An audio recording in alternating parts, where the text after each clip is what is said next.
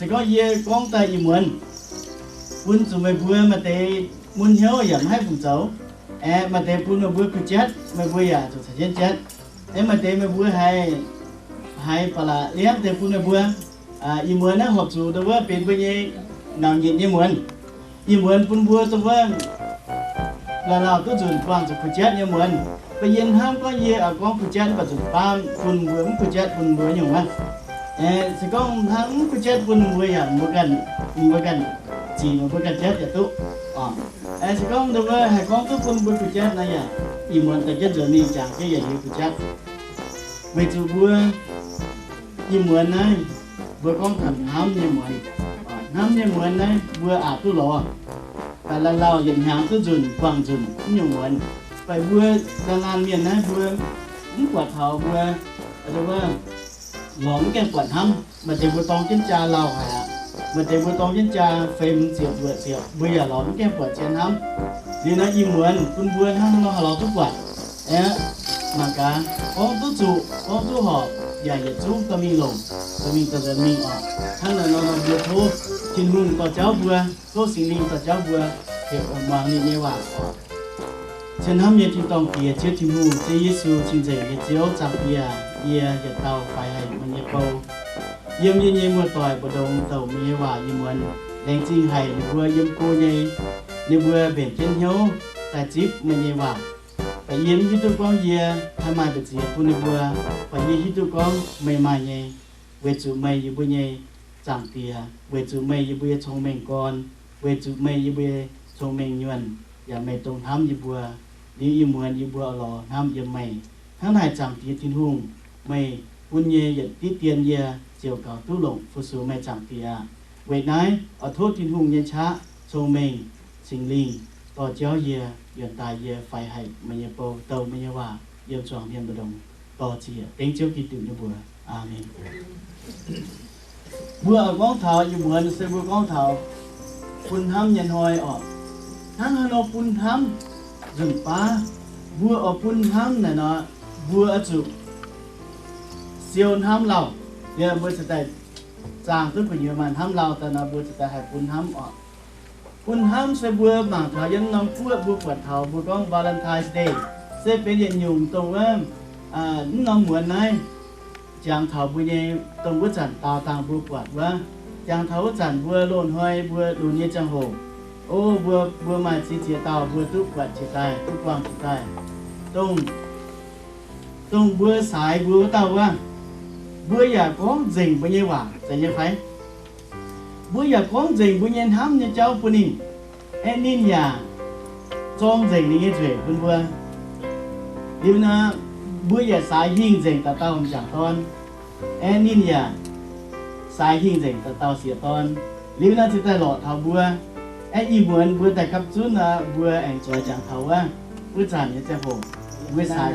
cái hình nhìn nhà hình bữa giờ hình nhìn nhà hăng nó bữa lan chỉ ta hay chọn cái yếm chứ yên thôi này bữa mà chẳng phá bữa hành ham như cháu bữa bật thần ham này lao này vừa yếm chết này vừa hay hắn chấm ham trả chẳng riêng là ham đô yết dây choàng yếm lao yết dây đô yếm lao hăng nó vừa mảng thảo thì nung nhưว่าก็cháu vừa yếm thảo năm hoi sẽ vừa con thảo vừa mẫu làm viên chẳng con nói vừa chung tìm hiếu thảo năm hoi mà có bạn mà tế thẩm cái tìm hiếu thảo năm hoi lục chết nhân hoi không phải vừa yết dây cả chấm tế vừa tìm hiếu nhỉ tổng vừa mà tế vừa tìm hiếu cũng cái hiếu tôi thảo năm hoi sẽ vừa mồ tàu ở tu hám yếm cần tàu tại như phải vừa nhà áo giả ở tu hám yếm vừa giả ở tu hám yếm nín hăng nó tổng năm hoi này vừa chọn chân còn yếm vừa chọn chân chéo yếm vừa chọn chân thành tảng vừa chọn chân sầu quế nếu nhà vừa năm đó thôi vừa vật chất tỏi yếm này vừa hai trà vừa hay tổng tiền ham là vừa phun con rình ạ không phải nhìn thôi là vừa em mảng sải mai nhé vừa tạt táo nó chọn mảng ham yếm quỷ nhé ham là chọn cái rình ham sải yếm nhé thằng nó vừa mà thằng ham sẽ vừa ở nhiên ham vừa em vừa nhà chuẩn ham nhiên nó vừa chuẩn tàu vừa buôn hâm tàu này nhìn hâm vừa là vừa chừng hâm được của nhìn tông nhung hâm này vừa win của nhìn win của vừa nhung hâm này vừa chừng quân tỏi nhìn hâm cái vừa này vừa chừng hâm tỏi cũng bài bài để xì sẽ về chủ vừa chạm hâm quân thảo càn tàu mà chẳng phá vừa nhảy vừa hải con buôn hâm và vừa cho lệ tầm mình hâm để như phải vừa lệ vừa cho thuyết như lệ phụ ni cần nhiệt tình tăng vừa là tăng được một con thầm xí to như phiền phí vừa con thầm xí to như phiền phí chăm chẳng to như phiền phí chấm nặng phiền hăng sẽ về chủ vừa chạm hâm quân thảo càn tàu địa càn tàu được không về chủ ni nhẹ phan nhẹ cháu vừa miền này ta phan vừa nhất chạm hâm như cha hồ nó phan gì vừa có mất nổi phan quá nông phan này nhất gì nó vừa hay mất nặng mai nổi chả nên hăng này nó đi nó ăn tăng vừa mai chẳng vừa eo hồ thằng này có thằng để phan như cháu đi nó vừa vừa chỗ như xì cái phai vừa chỗ như đúng không bằng giấy phiền phí như cháu mà để vừa hâm chân xài chân đi tông cha ta lao nó vừa hình á lao chân mình nó vừa hình thảo vừa nhẹ đúng không vừa nhẹ phiền phí vừa nhẹ phan vừa nhẹ nổi vừa nhìn á đi nó vừa cho nó vừa quẩn để cháu chơi đó đi nó in hồi vừa hăng nó anh tím rồi lộ mình hăng có chẳng vừa tao tăng quẩn vừa nó vừa có cam và vừa nhìn hăng nhung tàu vừa có rình nhá yêu vừa nhìn nhá đúng và tàu vừa to chân cha ta lao chân ta nó vừa là khu để cháu ạ bây giờ hơi vừa em cho chàng thảo bây giờ lô và vừa em cho chàng thảo bây giờ lô và vừa hết chàng cũng có thằng thám là vừa chờ thả chừng hám như cháu đây như vậy vừa có thằng hám là mà chẳng phá vừa hay thả thảo vừa hám như cháu vừa thả hám như cháu này mà chỉ dùng cháu mà để vừa cũng chẳng dùng mà để vừa mấy vẻ thằng hám vừa con hâm cũng phải vừa như tụi con hay là tiền hâm phải yếm vừa nhìn con thợ được không hâm mấy phải thần hâm như cháu là vừa mình nải thợ này xiên hàng thợ đuôi hàng như phần chuối được vừa nải cái con viên chẳng to sắm xiết to này giờ nhung hâm trà giờ nhung được vừa hâm trà như là được vừa mình nải được vừa như là nên là cũng tao xiết cũng tao to sẽ đuôi hàng như to này con tô miên là quăng tao rồi đúng không sen hăng để vừa chọn chỉ như phong chủ nó đi chỉ như nào nó cũng nặng mua nặng nó nên đuôi chẳng là chơi con em dùng một tỷ hiếu phải tỷ hiếu đi nữa tự nhiên tao phải chuối sẽ xìa hàng cái phải chuối này con đồ hai chút áp dụng mai y đúng không mai y tàu nhiệt chú mà áp giá nhân hiền đi nữa áp dụng mình đúng không mình quăng tỏi đi nữa để vừa xót trả vì你会只有khi也到东海就中龙也闹这样火才起心，你hiểu chưa ạ? Tôi phán tao, chúng ta xịt xe đâu không? Thì con, giờ hết nhiều miệng ở chỗ nắn bùa, thì con thảo vừa nải thằng nhìn là thì con ô nắn bùa như cháu này, ở chỗ hồ nắn cũng nắn bùa là tiếng hai thảo các team bên nhà hai là vừa cũng chẳng nắn bùa. Thằng nó vừa này thằng phải chơi phải nha, phải chơi vừa chú bị hiếu để thảo vừa thăm nhà cháu, để vừa chú hẹp khó vừa thằng nó vừa tầm miền là vừa cáo bị hiếu thảo thăm nhà cháu. Thăm nhà cháu vừa lọp vật xây dựng chính hùng như vậy, đôi chỉ nhà cháu xây dựng chính hùng như vậy tại cũng vừa. Điểm này vô hạn sơ chìm sang thì chúa mình điểm mình phải chìm chết điểm thì sơ như vậy cũng vừa.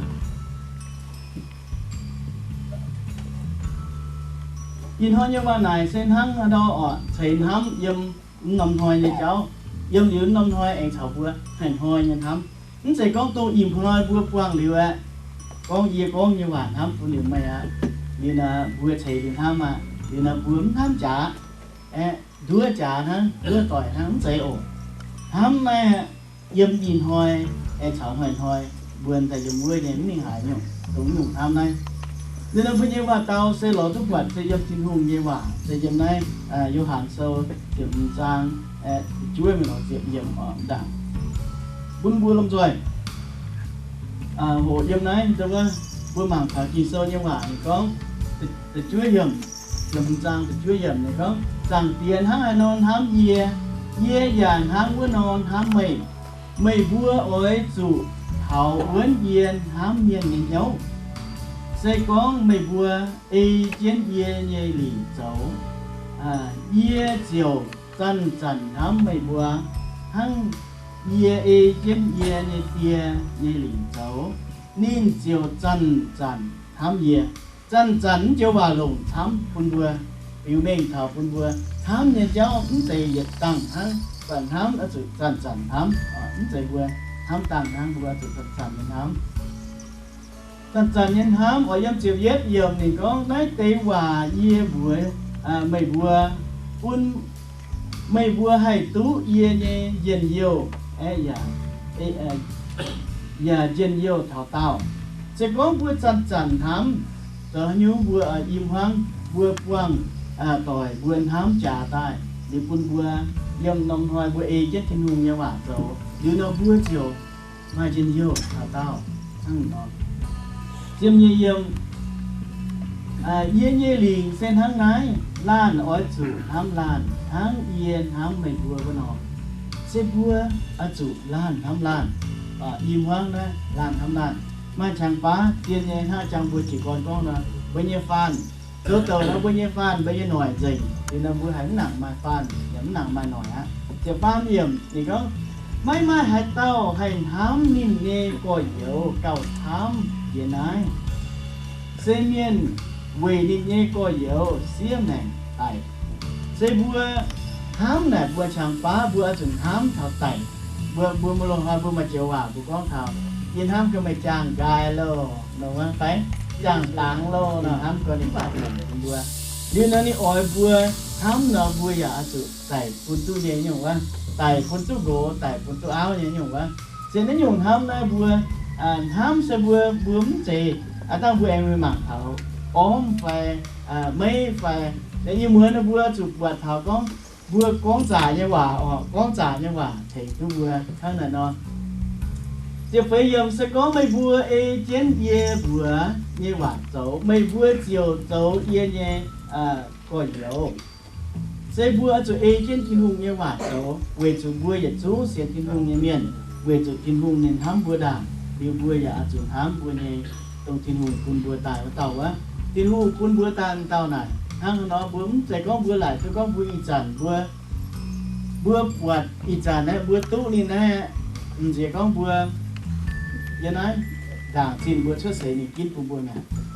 bây giờ áo bây giờ gỗ này bây giờ phải thuê bây giờ tia bây mà này thì hùng kín cùng bữa đảng thằng nó này bữa mà hai game mà bữa mà hai game trong bữa rằng bữa chỉ nhau tạm tao này bữa mà hai game này sẽ có bữa game như này bữa game của thiên hùng như vậy thằng nó bữa mà hai game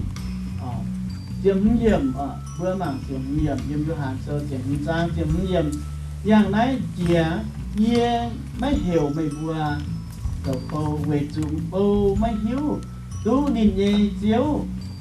dấu hà nhung y chàn ye hiểu mấy bùa dấu ye ye có hiểu về chú ye ye tia bùa hà nhung ye bùa gì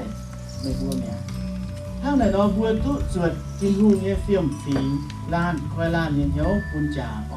bùa im hoang dâm bùa khoai hiếu phun trà nhìn cháu mấy chế mấy bùa kín ye sẽ ye kín mấy bùa ye phái mấy bùa chuột mìn xiang yếu thắm đông nhiệt liu mấy hai hoài nhiệt yếu tháng này mấy bùa đến ye như bùa hẹn rằng ye thố hải nhung nên chiều thấy bùa nhung phun mấy bùa về chủ trang yếu kít bùa lan miền bùa đồng hải bùa chung mày chăm nhung yếu trong cái này hám để yếu phải có liền phải đâu á mày nổi phải quân bây giờ chạy tỏi này vấn đề đó dịch chú về dịch dùng yếu trong cái này về lan làm lan cháu nãy sẽ gì nghe liền lan ở chủ hám lan kim hùng hai quân bùa im hoang như cháu này lan ở chủ hám lan mày giờ nó nghe lệ phun thầu bùa con thằng này phun thờ lan hám lan như cháu sẽ có im hoang ảnh tông thiếu làไม่ต่อจริงบุญหิวยังไฟสก็บัวยังบัวนาไฟหลังจากเราไฟยังว่าจะแมงไหนมาให้ยุ่งสีมั้งป่ะ vừa đồ hại vừa chúng ở chủ dân đã thảo bên nhà áo yếm thảo này thảo bên áo yêu chọn áo yếm chọn tông về yếm vừa sẽ như phái qua yêu mai chín mai nhà như cha hồ mai qua yêu không phải sẽ có mai trồng chín trồng nhà như cha hồ cú mai yếm tao sao mai yếm hắn mai hắn tao à cú mai yếm tao cú sao mai yếm hắn mai hắn tao về nhung chín nhà vừa tốn tu nhân hoài vừa chấm chủ nhân hoài nhìn sản viên yếm vừa cả hình thằng này đâu tin nhàn vừa mai nhân hoài vừa tùng là quay sái quảng về chủ vừa nhẹ áo bây giờ gồ chiếm chủ vừa chủ lồng thấy bây giờ hoang tỏi quân bây giờ áo bây giờ gồ